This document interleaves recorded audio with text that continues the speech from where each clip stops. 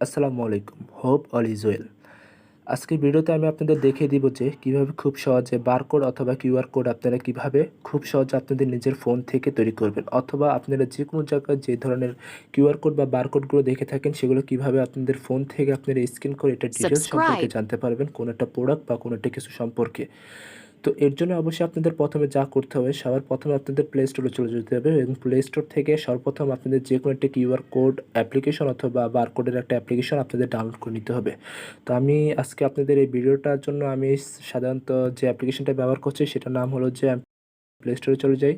সেটার নাম হলো যে কিউআর স্ক্যানার বা বারকোড স্ক্যানার নামে যে অ্যাপ্লিকেশনটা আপনারা এই মুহূর্তে আমার স্ক্রিনে দেখছেন, সেই অ্যাপ্লিকেশনটা আজকের ভিডিওতে আমি আপনাদেরকে দেখিয়ে দিব কিভাবে এই ভিডিওতে এই অ্যাপ্লিকেশন দিয়ে কি কাজ করা যায়।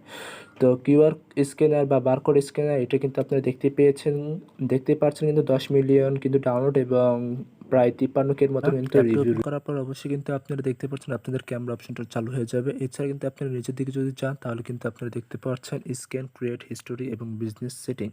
তো আমরা যদি এখান থেকে ক্রিয়েট অপশনে চলে যাই, ক্রিয়েট অপশনে চলে গেলে অবশ্যই কিন্তু আপনারা প্রথমে যে অপশনগুলো দেখতে পাচ্ছেন website, text, SMS, wifi, contact, address, email, apps, এগুলো সবগুলো কিন্তু আপনার হলো কিউআর কোড। এবং যদি আপনারা বারকোড তৈরি করতে চান, বারকোডের জন্য রয়েছে product, ISBN, data matrix, PDF, EAN eight, এগুলো রয়েছে। আপনারা চাইলে কিন্তু এগুলো থেকে আপনারা বারকোডগুলো তৈরি করতে পারেন।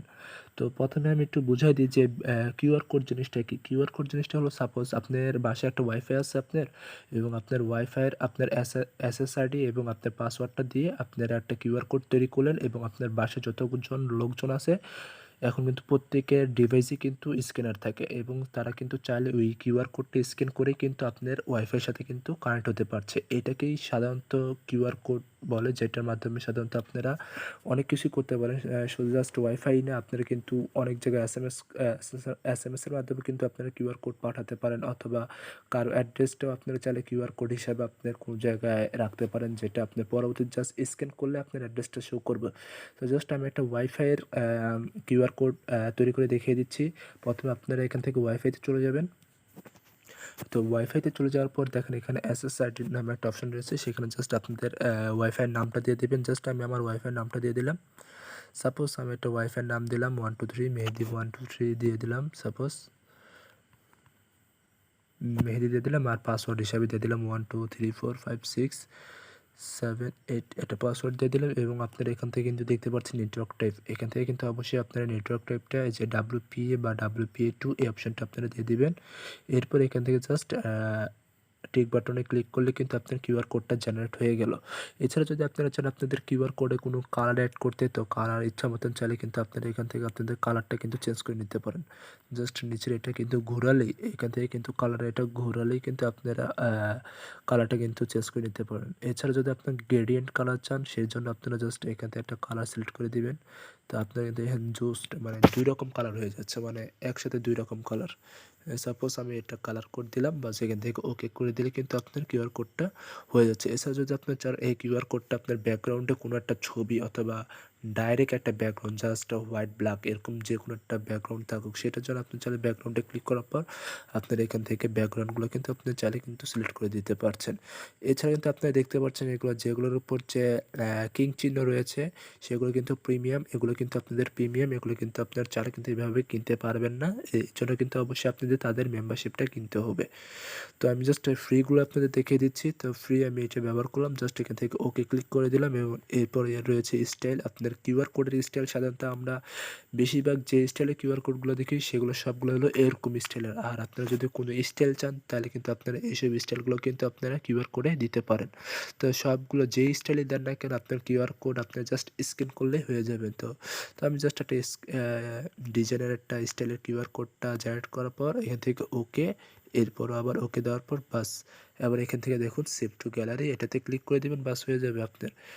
এখান থেকে আপনার পারমিশন যদি চায় অবশ্যই এখান থেকে আপনারা অ্যালাউ ক্লিক করে দেবেন। জাস্ট আপনার এটা কিন্তু অটোমেটিকলি আপনার গ্যালারিতে সেট হয়ে গেছে। এখন জাস্ট আপনার যে কোনো একটা কম্পিউটার প্রিন্টারের মাধ্যমে অবশ্যই আপনারা প্রিন্ট করে আপনাদের যে কোনো এক জায়গায় রেখে দিলে আপনাদের বাসায় যতজন মানুষ আছে তারা কিন্তু এই কিউআর কোডটা স্ক্যান করে আপনার ওয়াইফাইয়ের সাথে কিন্তু তারা সেটা বারকোড কানেক্ট হতে জিনিসটা কি পারবে। সেটা একটু বুঝিয়ে দিই জাস্ট।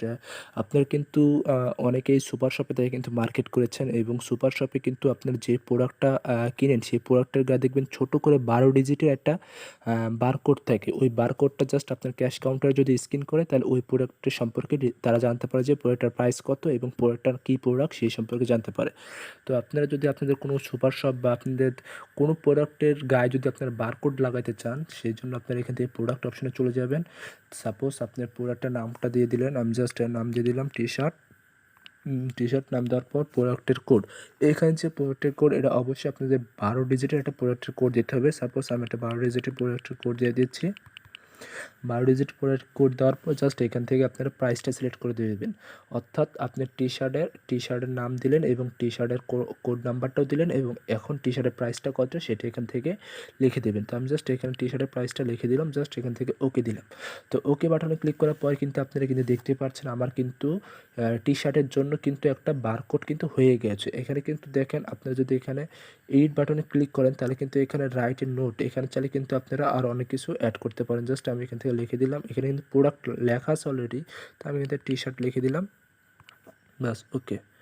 এই দেখেন নোট হিসাবে কিন্তু এখানে লিখে দিলাম টি-শার্ট, কারণ এটা টি-শার্টের জন্য তৈরি করে, এই জন্য আমি টি-শার্ট লিখে দেওয়ার পরে এখানে জাস্ট সেভ টু গ্যালারি অপশনে ক্লিক করলে কিন্তু আপনাদের সেভ হয়ে যাবে। পরে আপনারা যদি আপনার উপরের দিকে যদি আরেকটা চিহ্ন দেখেন, এটা কিন্তু অবশ্যই আপনাদের প্রিন্টারের জন্য কিন্তু একটা চিহ্ন দেওয়া আছে, অর্থাৎ প্রিন্টারের আইকন, অর্থাৎ এটা থেকে ডাইরেক্ট আপনারা সরাসরি আপনাদের যে প্রিন্টার রয়েছে ওই প্রিন্টারের সাথে কানেক্ট হয়ে কিন্তু অবশ্যই আপনারা চাইলে এটা প্রিন্ট করে অবশ্যই আপনাদের প্রোডাক্টের গায়ে আপনাদের এই বারকোডটা কিন্তু অবশ্যই আপনারা লাগিয়ে দিতে পারেন।